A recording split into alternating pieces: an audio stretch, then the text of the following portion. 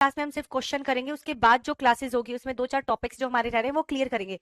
देखो ये question set हम पहले इसलिए कर रहे हैं कि हमें पता चल जाएगा, देखो भाई इन इन चीजों से पेपर आ रहा है, जिन जिन चीजों से पेपर आ रहा है तो वो चीजें बाद में रिवाइज भी करेंगे।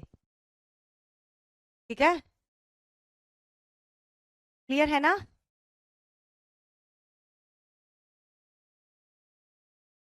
सेकंड का है भाई बी, एकदम सही, जिसने बताया है।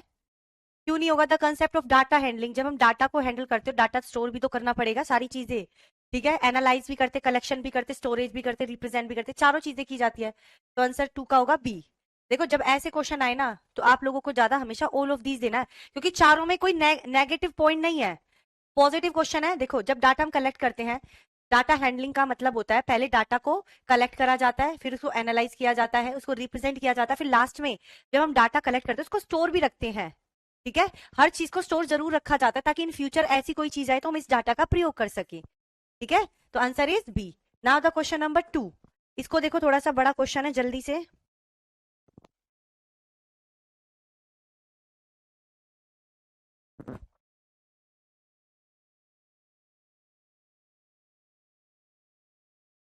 एक सेकेंड, एक सेकेंड बेटा, एक सेकेंड, एक सेकेंड। ए बी ये ऑप्शन ही गलत है, A B C and D आएगा ये। ठीक है, नेक्स्ट क्वेश्चन। एनसीएफ वाला क्वेश्चन एक जरूर आएगा, एनसीएफ वाला क्वेश्चन एक जरूर आएगा, करो।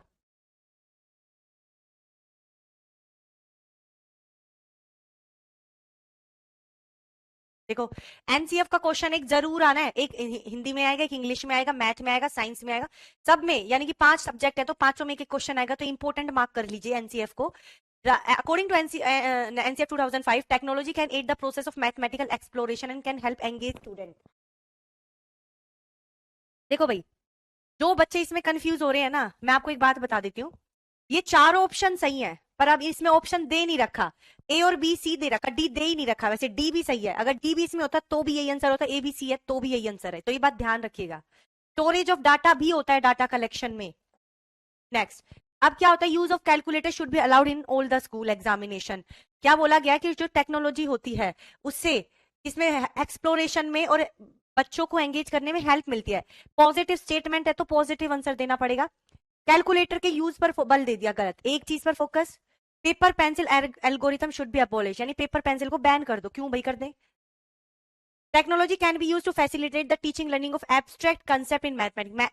हाँ बिल्कुल सही बात है, सबसे बढ़िया ऑप्शन है ना, तो सी है, क्योंकि टेक्नोलॉजी से हम एब्स्ट्रैक्ट कंसेप्ट को बच्चों को दिखा के पढ़ा सकते हैं, बहुत इजी हो जाता है। अब लो क्वेश्चन नंबर 3, बाला, बाला हमने पढ़ा था ना, चलो इसका फुल फॉर्म बताओ क्या है। टू का, टू का सी है भाई, सभी ने सही दिया है, वेरी गुड, किसी भी बच्चे का आंसर गलत नहीं है। अब आप लोग मुझे इसका आंसर दो, बाला, और बाला हमने 1-2 दिन पहले ही पढ़ा है।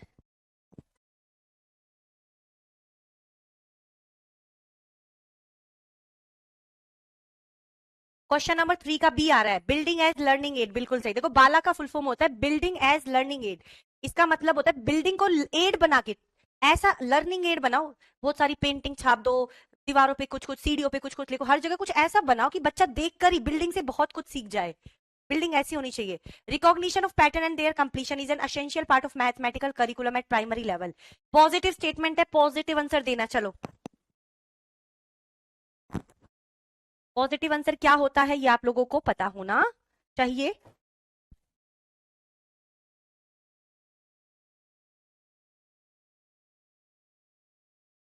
एक एनसीएफ का, ये भी एनसीएफ से ही क्वेश्चन है वैसे, ये क्वेश्चन भी एनसीएफ से ही है।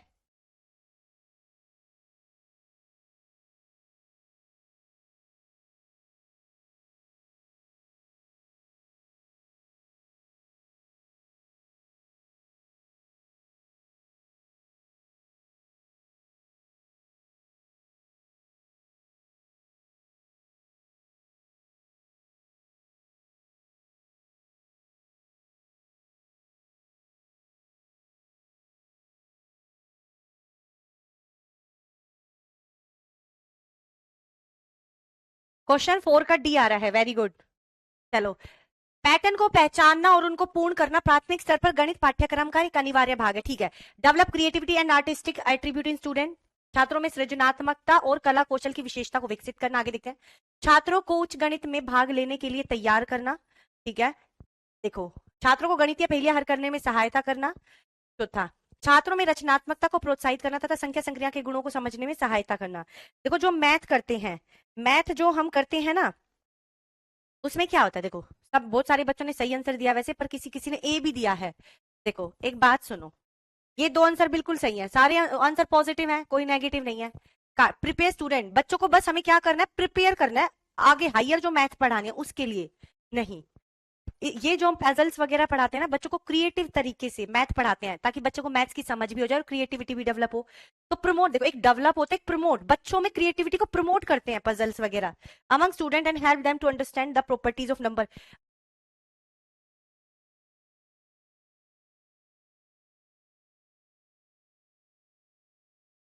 वगैरह among student and help them to understand the properties of number. भाई मैथ जो पढ़ाते हैं वो इसलिए तो पढ़ाते हैं नंबर और ऑपरेशन की प्रॉपर्टीज भी समझ में आ जाए, सिर्फ क्रिएटिविटी डेवलप नहीं करनी है। डी आएगा, क्योंकि ये वाला ऑप्शन इसी में ही है। क्रिएटिविटी और आर्टिस्टिक एट्रीब्यूट मैथ से नहीं डेवलप होता है, मैथ से मैथ्स की चीजें पढ़ाई जाती हैं क्रिएटिव तरीके से। ठीक है। आर्ट आर्ट और क्रिएटिविटी डेवलप करना आर्ट सब्जेक्ट का काम होगा, तो ड्राइंग वगैरह का काम होगा, मैथ का काम नहीं है। ठीक है। बी क्यों आएगा, प्राइमरी लेवल पर जब हम पजल्स करते हैं तो इसका मतलब ये नहीं कि हायर मैथ, तो हम प्रिपेयर नहीं कर रहे हैं। प्रिपेयर और डेवलप और हेल्प से बढ़िया मतलब प्रमोट करो बच्चे को, बच्चों में अच्छी चीजों को प्रमोट करो। जब एक बार हो जाएगी तो अपने आप तैयार हो जाएगा हायर। बताया था ना, हायर मैथमेटिक के लिए तैयार करना ये अच्छा आंसर नहीं है। ठीक है। Help student in solving mathematical, कि बच्चों को हेल्प करना कि वो मैथ्स को सोल्व कर ले, सिर्फ सोल्व करने पर बल दे दिया तो ये दोनों गलत हो गए। ठीक है, ये दोनों गलत हो गए तो आंसर क्या रहेगा, D. Question number 5, for assessment in class 3rd, a mathematics teacher create a record of progress of the student using the following parameter: conceptual understanding, reasoning, attitude towards mathematics solving, mathematical new problem finding, multiple ways to solve the problem. The data from this type of assessment is least useful. देखो, कक्षा में आकलन के लिए गणित के अध्यापक ने नो की निम्नलिखित पैमानों पर, जैसे संकल्पनात्मक समझ, गणितीय विवेचन, गणित के प्रति उनकी अभिवृत्ति, नए प्रश्नों को हल करना, प्रश्नों को हल करने हेतु बहुत विधियों को ढूंढना इत्यादि के लिए उनकी प्रगति को रिकॉर्ड लिपिबद्ध किया। इस प्रकार के आकलन से प्राप्त जानकारी सबसे कम उपयोगी होगी। ठीक है। पहला है विद्यार्थियों को प्रतिपुष्टि प्रदान करने के लिए और उनकी आवश्यकताओं पर आधारित शैक्षिक योजनाओं के विकसित करने के लिए। कितनी अच्छी बात है ना। देखो, providing feedback to the student and developing need based teaching, यानी कि नीड बेस्ड टीचिंग का मतलब है जैसी बच्चों में व्यक्तिगत विभिन्नताएं हैं उसके अनुसार उनको शिक्षण उपलब्ध कराना। इतने तरीके इसलिए तो दिए ना, हर बच्चे का सीखने का तरीका अलग अलग होता है। अभी पहले हम और भी ऑप्शन देखेंगे पहले। ठीक है, और भी ऑप्शन देखेंगे क्योंकि पॉजिटिव है और इसमें देखो नेगेटिव पूछा गया, least useful. Rank the student according to their school, बच्चों को रैंकिंग देना बहुत नेगेटिव वर्ड होता है, रैंक करना, यही है इसका आंसर। रैंकिंग देना ये बहुत नेगेटिव सेंस देता है, हम बच्चों में रैंक कर रहे हैं, तुलना कर रहे हैं। And understand the question that are answered correctly by the student, विद्यार्थी द्वारा दिए गए गलत जवाबों को, प्रश्नों को समझने के लिए बच्चे गलत जवाब क्यों दे रहे हैं ये भी समझा जाता है इससे। ठीक है। लास्ट है understanding the attitude of the student, बच्चे के एटीट्यूड को समझा जाता है, इन चीजों से भी बच्चा किस तरीके से सीखेगा। ठीक है, तो बच्चे वाले आंसर सही होते हैं। नेक्स्ट, अ चाइल्ड से is less than because 2 is less than 3, which of the following technique would be least helpful for the children to clear this misconception। एक बच्चा कहता है डैश छोटा होता है क्योंकि 2 3 से छोटा होता है, इस गलत भ्रांति धारणा के निवारण हेतु इनमें से कौन सी तकनीक सबसे। पहला, बच्चों को व्याख्या देना कि भिन्नों में हर की संख्या के बड़े होने का अर्थ भिन्न का छोटा होना होता है। अगर नीचे हर बड़ा होगा, डेमोन्स्ट्रेशन। ठीक है, न्यूमरेटर डेनोमिनेटर जो होगा वो बड़ा होगा तो क्या होगा, भिन्न छोटा हो जाएगा। ये लेक्चर देना, लीस्ट यूजफुल मतलब सबसे कम नेगेटिव आंसर देना था चारों में से, ऐश्वर्या मौर्य। ठीक है, तो भाई पहला तो आंसर दे दिया लेक्चर देना। लेक्चर देना एक बहुत गंदा वर्ड होता है। ठीक है। Helping them visualise the two fraction by using real object, बच्चों को रियल ऑब्जेक्ट दिखाकर हम फ्रैक्शन को समझा सकते हैं। जैसे कि भाई मैं 2 बोतल ले लूं, एक बड़ी बोतल लूं एक छोटी बोतल, उसमें 3 पार्ट्स बना दूं, इसमें भी 3 पार्ट, तो मैं ऐसे फ्रैक्शन के कंसेप्ट को पढ़ा सकती हूँ। Taking the help of paper folding in different example and comparing the fraction,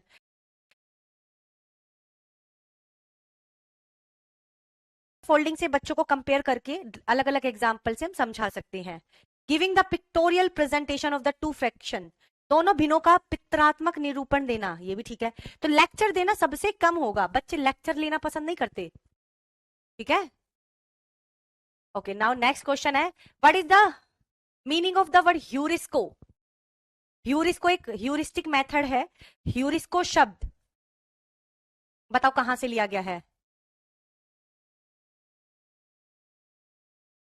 चलो आप लोग बताओ, ये इजी क्वेश्चन है, कई बार आता है।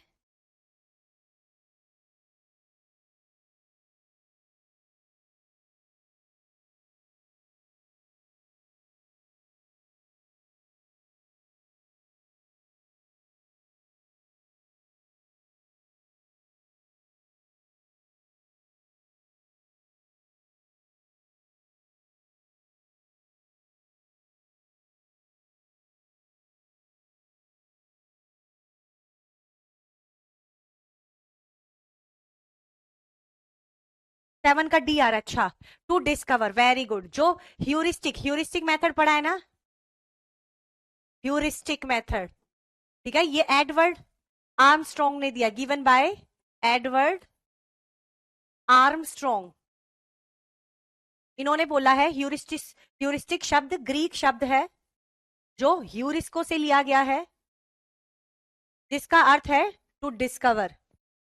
टू डिस्कवर यानी कि बच्चा जो भी चीज खोजेगा, जो भी चीज का पता लगाएगा, वो खुद करेगा। कोई क्वेश्चन हम बच्चे को देंगे तो उसका आंसर बच्चा खुद ढूंढेगा। कोई समस्या बच्चे के पास होगी तो वो खुद सोल्व करेगा। जो चीज करेगा बच्चा खुद करेगा। क्वेश्चन नंबर 8, चलो क्वेश्चन नंबर 8 बताओ। चलो, Miss Jenny a class second teacher asked her student if you have 3 tens and you have to take away 3 units from it, which number do you get? One of her student responds, it is 0. To rectify this error, Jenny should first focus on. दूसरी जैनी कक्षा दूसरी की एक teacher है, उसने अपने छात्रों से पूछा, यदि आपके पास 3 दहाई है, इकाई इकाई होगा यहाँ पे, यूनिट फ्रॉम इट, टेंस है, दहाई है, सॉरी दहाई है यानी कि 30 है, ठीक है। अगर आप उसमें से 3 निकाल दो तो कितने बचे? 27 बचे, पर वो बच्चा कहता कि 0 बचे। तो एक मिसकंसेप्शन बच्चे का, कैसे प्लेस वैल्यू का किया ना बच्चे ने, तो बच्चे का जो बच्चा एक्टिविटी खुद करेगा, प्लेस वैल्यू की गड़बड़ की है बच्चे ने, तो answer is C. Very good, सभी ने सही आंसर दिया। अपने लिए क्लैपिंग भी करते रहो। देखो डाटा हैंडलिंग कुछ होता नहीं है बेटा अंजलि वर्मा, कुछ चीजें क्वेश्चन से ही समझनी है, इसलिए क्वेश्चन करने जरूर होते हैं। Which of the following is not a skill of measuring time? कौन सा मेजरिंग टाइम, समय को मापने का कौशल नहीं है। Reading time on the clock, clock में हम टाइम रीड करेंगे तो बच्चा मेजर करना सीखेगा। फाइंडिंग ड्यूरेशन ऑफ इवेंट, भाई एक इवेंट को हम कितने समय में निपटा सकते हैं, ठीक है। Establishing the relationship between different unit of measuring time.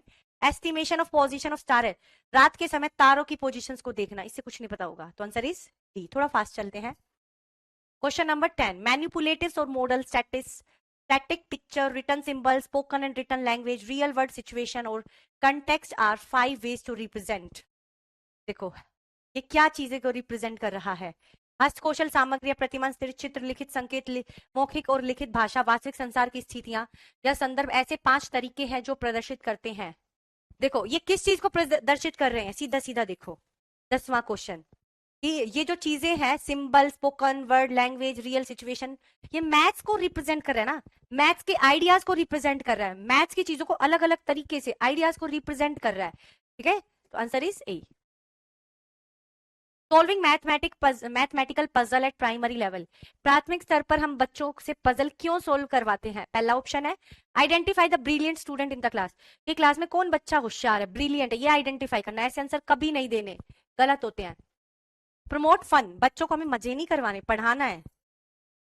Promoting problem solving skill या अनलर्निंग प्रॉब्लम सॉल्विंग स्किल। देखो प्रमोटिंग प्रॉब्लम सॉल्विंग स्किल का मतलब होता है बच्चों में समस्या समाधान कौशल का विकास करना, ठीक है। बच्चे पजल करेंगे तो सोल्व करना सीखेंगे। अब ये क्या होता है? अनलर्निंग। देखो अनलर्निंग का मतलब होता है सीखे हुए ज्ञान को भूलना सीखना। कोई चीज आपने सीख ली, सीखे हुए ज्ञान को भूलना सीखना,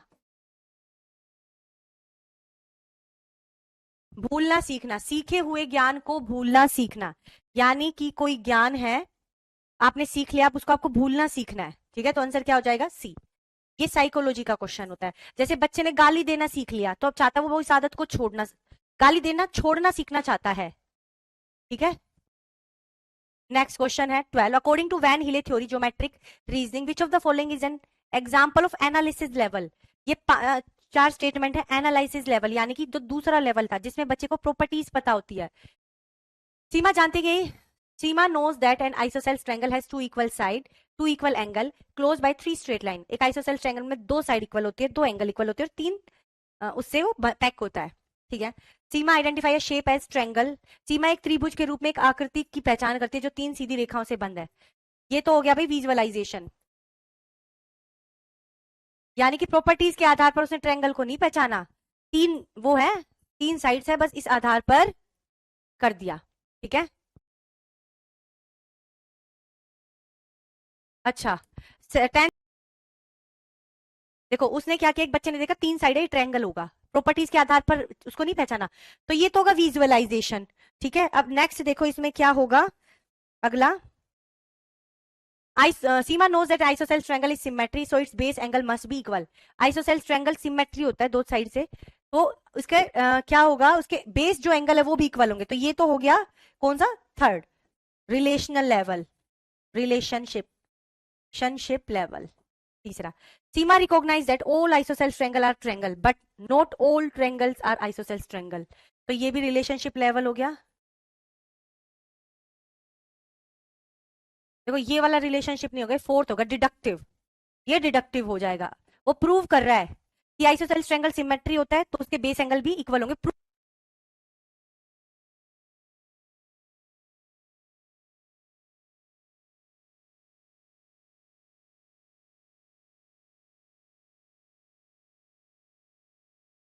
चलो, तो एक्टिव फॉलोवर नहीं होगा, एक्टिव एक्सप्लोरर, खुद सारी चीजों को ढूंढेगा। Answer is A. Fluency, elaboration and flexibility, ये हमने पढ़ा भी है। फ्लुएंसी का मतलब होता है कार्य को फ्लो के साथ करना, इलेबोरेशन अच्छे तरीके से समझाना, फ्लेक्सिबिलिटी एक चीज में बहुत सारी चीजें होना, तो ये क्या होता है, क्रिएटिविटी की होती है विशेषताएं।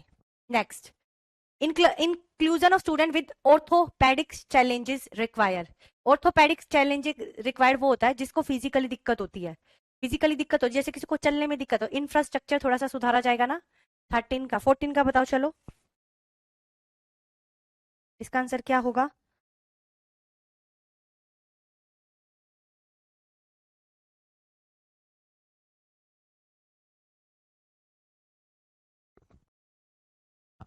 शारीरिक चुनौती अनुभव करता है कोई बच्चा तो उसके इंफ्रास्ट्रक्चर में हम चेंज करेंगे।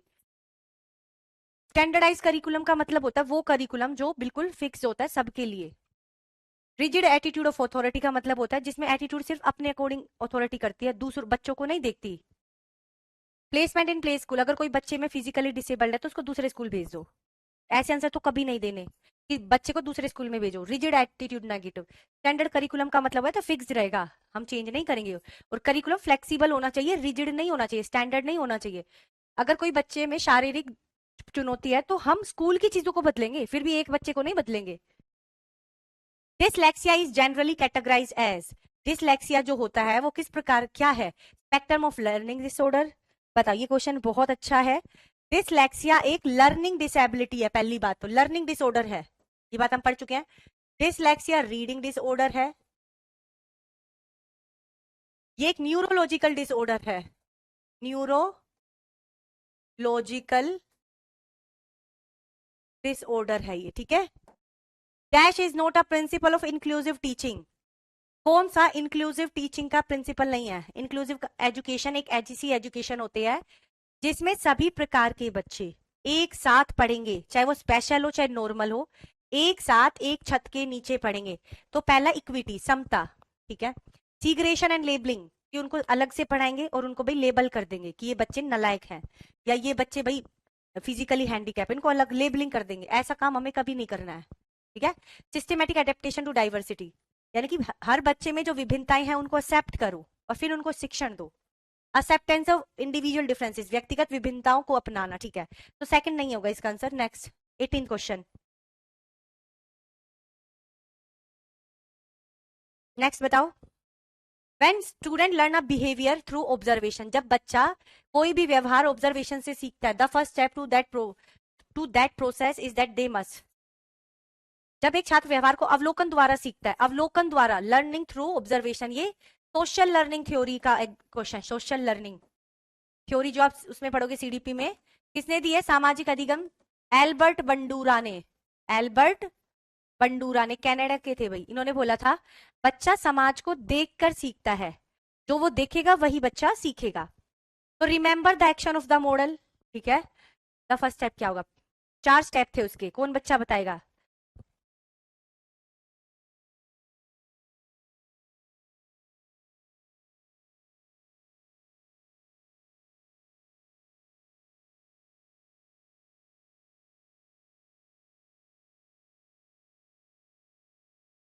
Observation, attention, retention, motivation. देखो 4 स्टेप थे इसके, मैं लिख देती हूँ। पहला था ऑब्जर्वेशन, फिर था अटेंशन, फिर था रिटेंशन, लास्ट था मोटिवेशन। क्या? Remember the action of the model, पहले रिमेंबर नहीं किया जाएगा, पहले पे अटेंशन, असेस या रिपीट, बाद में किया जाए असेसमेंट। पहले पे अटेंशन, अटेंशन जाएगी, पहले ऑब्जर्व करेगा फिर अटेंशन, ठीक है। पहले अटेंशन करेगा फिर उसको रिमेंबर करता है। Originator of playway method, playway method खेल विधि के जन्मदाता बोला जाता है फ्रोबेल को। The most appropriate teaching method of teaching algebra at upper primary level, उच्च प्राथमिक स्तर पर बीज गणित पढ़ाने हेतु सबसे उपयुक्त विधि कौन सी है? बीज गणित। बीज गणित में क्या होती है? इक्वेशन, ठीक है। तो प्रैक्टिकल मेथड, इंडक्टिव मेथड हम यूज नहीं कर पाएंगे, इक्वेशन मेथड ही यूज किया जाएगा। इक्वेशंस पढ़ाने के लिए इक्वेशन मेथड, एक टाइप से रूल टू एग्जाम्पल जाया जाएगा, तो वो डिडक्टिव हो जाता है। क्वेश्चन नंबर 21 आप लोग करो।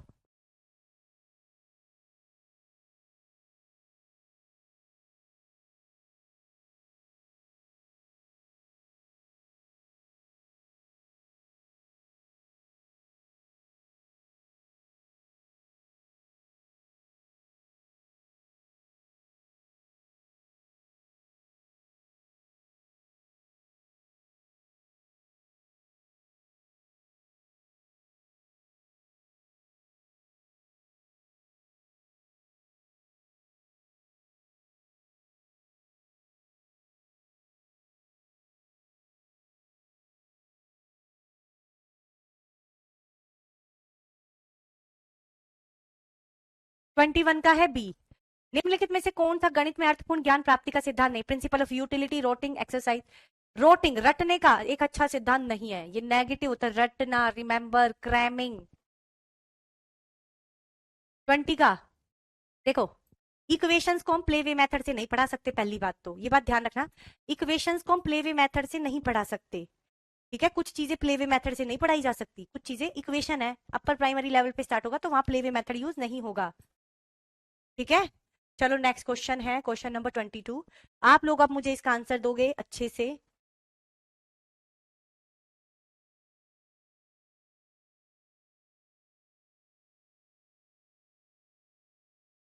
चलो जल्दी।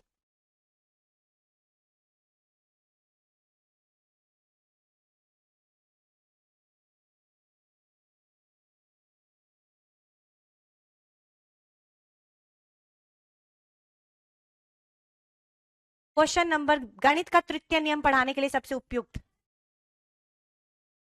तृतीय नियम क्या था? Third law of motion is, गति का।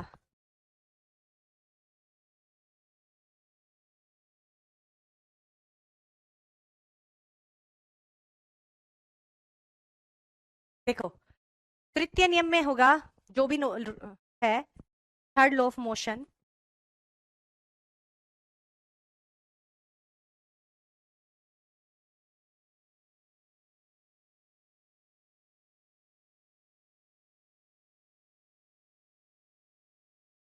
Every action there is equal and opposite reaction, हर चीज का अपोजिट, इक्वल और अपोजिट रिएक्शन आता है। तीसरा, तो पहले हम उसको एग्जाम्पल देंगे फिर रूल बताएंगे, तो ये हो जाएगा इंडक्टिव मेथड। पहले हम बच्चों को एग्जाम्पल्स देंगे, समझाएंगे, फिर रूल बताएंगे, तो उसको ज्यादा अच्छे से समझ में आएगा, है ना। एग्जाम्पल देंगे फिर रूल बता देंगे। ठीक है, every action there is equal and opposite, every action there is equal and opposite reaction. ठीक है, चलो नेक्स्ट क्वेश्चन करो, क्वेश्चन नंबर 23। क्वेश्चन नंबर 23,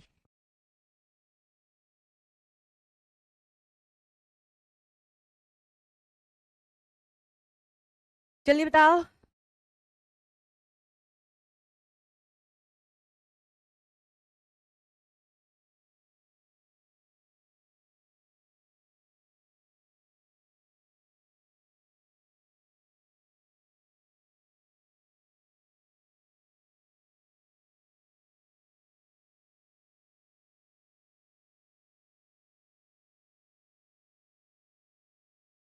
देखो, एक अध्यापक की कक्षा 7 में पुष्प की संरचना पढ़ाना है, स्ट्रक्चर ऑफ फ्लावर पढ़ाना है, तो सबसे उपयुक्त विधि जो एक विज्ञान के अध्यापक को इस प्रकरण को पढ़ाने के लिए, लेक्चर तो हम यूज कर ही नहीं सकते, गलत हो जाएगा।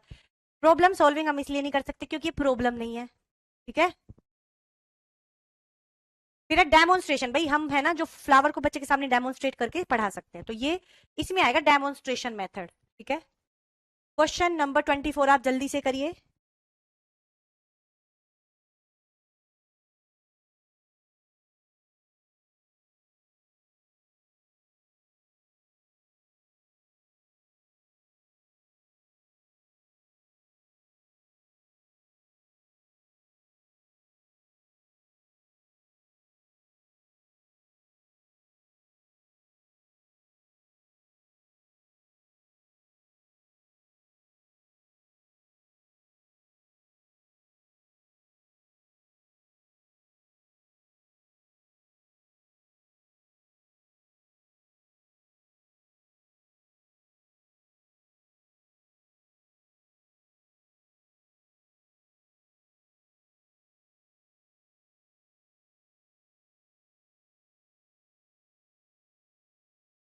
इसीलिए डेमोन्स्ट्रेशन में सिर्फ दिखाना होता है और बताना होता है।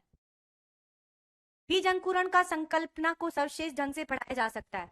Showing photograph of seed germination, showing germination seed in the class and explaining the process of germination, explaining through drawing on the board, yeah, asking the student to perform an activity, so seed observe different stages and draw them। बताओ, देखो कुछ बच्चे B दे रहे हैं, कुछ सी दे रहे हैं। बच्चा सब showing germination seed the process, बस बच्चों को दिखाना ज्यादा अच्छा ऑप्शन रहेगा या बच्चों को वो करवाना?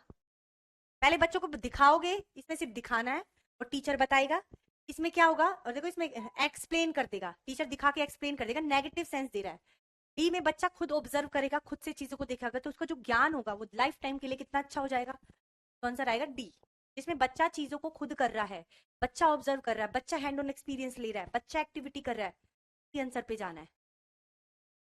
नेक्स्ट क्वेश्चन है the founder of project method, ये क्वेश्चन जरूर आएगा पेपर में, ध्यान रख लेना। Founder of project method is, आपका को पेपर में आएगा।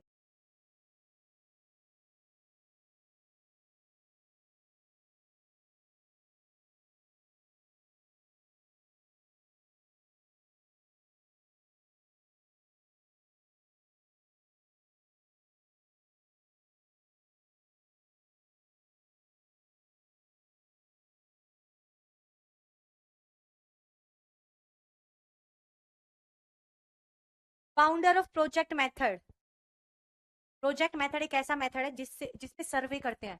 बच्चा रियल एटमॉस्फेयर में जाकर, यानी कि जाएगा वातावरण में, सोशल एनवायरनमेंट में, वहां पर जाकर डाटा कलेक्ट करता है। ठीक है, उससे बच्चे के अंदर सोशल क्वालिटीज का डेवलपमेंट होता है। इसको किल पैट्रिक ने दिया है 1918 में।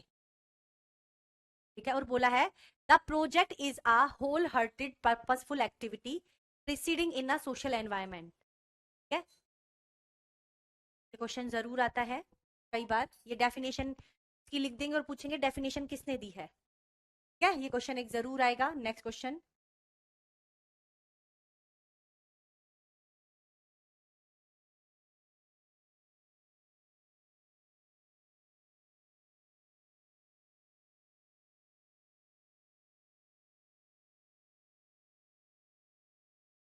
चलो भाई इसका आंसर बता दो। एक अध्यापिका कक्षा में रामायण पढ़ाना चाहती, तो रामायण जो पढ़ा सकते हो वो स्टोरी मेथड से पढ़ा सकते हैं।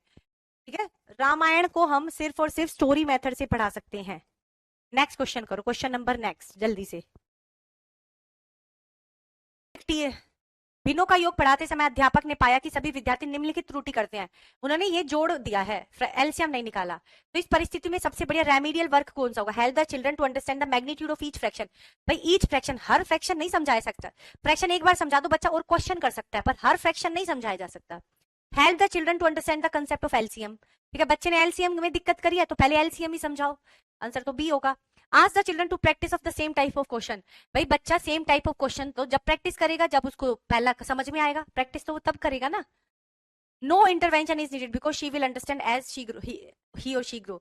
जब बच्चा खुद बड़ा होगा अपने आप सीख जाएगा, उसे सिखाने की जरूरत नहीं। ऐसे आंसर कभी नहीं देना। Next, the originator of heuristic method, अभी बताया था ना, अभी थोड़ी देर पहले भी बताया था। ह्यूरिस्टिक मेथड किसने दिया है बताओ? ह्यूरिस्टिक मेथड ग्रीक जर्मन शब्द है, जो ग्रीक शब्द है जो किससे लिया गया? ह्यूरिस्को से, जिसका अर्थ है टू डिस्कवर या I found it my self, मैं खुद स्वयं खोज कर कर सीखूंगा। और ये मेथड एडवर्ड आर्मस्ट्रॉन्ग ने दिया है। एडवर्ड आर्मस्ट्रॉन्ग ने कंसेप्ट दिया है। नेक्स्ट क्वेश्चन देखिएगा भाई जल्दी से। वेरी गुड, आज बहुत बच्चों ने अच्छा आंसर दिया है, 1 से 2 ही क्वेश्चन गलत निकले होंगे, तो यानी कि आप लोगों को अच्छा कर रहे हो, अच्छा लगा मुझे। अब थोड़ा सा लेवल अप करेंगे। कई बच्चों को डाउट है मैडम इतना ही इनफ रहेगा, ज्यादा पढ़ना, जितना मैं पढ़ा रही हूँ इतना तो पढ़ना ही पढ़ना है। बस थोड़े से चाहो तो अलग से क्वेश्चन प्रैक्टिस कर सकते हो, वरना इतना कर लोगे ना अच्छे से, उससे ज्यादा जाने की जरूरत नहीं है। प्राथमिक स्तर पर अंकगणित पढ़ाने की सबसे उपयुक्त विधि कौन सी है? प्राथमिक भी लिख दिया भाई साथ में। आशियाना अंजुम शेख।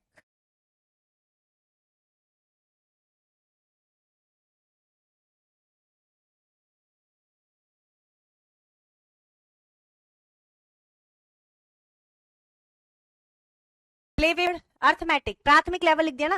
प्राइमरी लेवल में जो मेथड होता है वो सबसे बढ़िया होता है प्लेवे मेथड। प्राथमिक स्तर पर हम सबसे ज्यादा प्रयोग करते हैं प्लेवे मेथड, बच्चों को प्ले से सिखाना। ठीक है, 5वां क्वेश्चन लास्ट देख लेते हैं। एक अध्यापिका ने क्षेत्र मिति पढ़ाना प्रारंभ करते समय सबसे पहले सभी सूत्र शामपट पर लिख दिए, सारे पहले नियम लिख दिए पढ़ाने से पहले।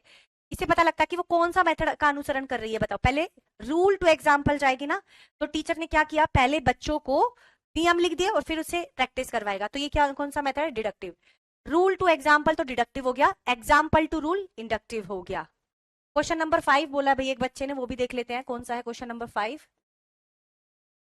अच्छा ये है, देखो सबसे कम यूजफुल कौन सा है? सबसे नेगेटिव स्टेटमेंट पूछी है तो नेगेटिव आंसर देना। बच्चों को रैंकिंग करना, ये सबसे नंबर के आधार पर रैंक दे देना, पहला है, दूसरा है, तीसरा, ये कभी नहीं करना है। श्रेणीकरण करना एक नेगेटिव सेंस देता है, तो ये आंसर हो जाएगा आप लोगों का गलत।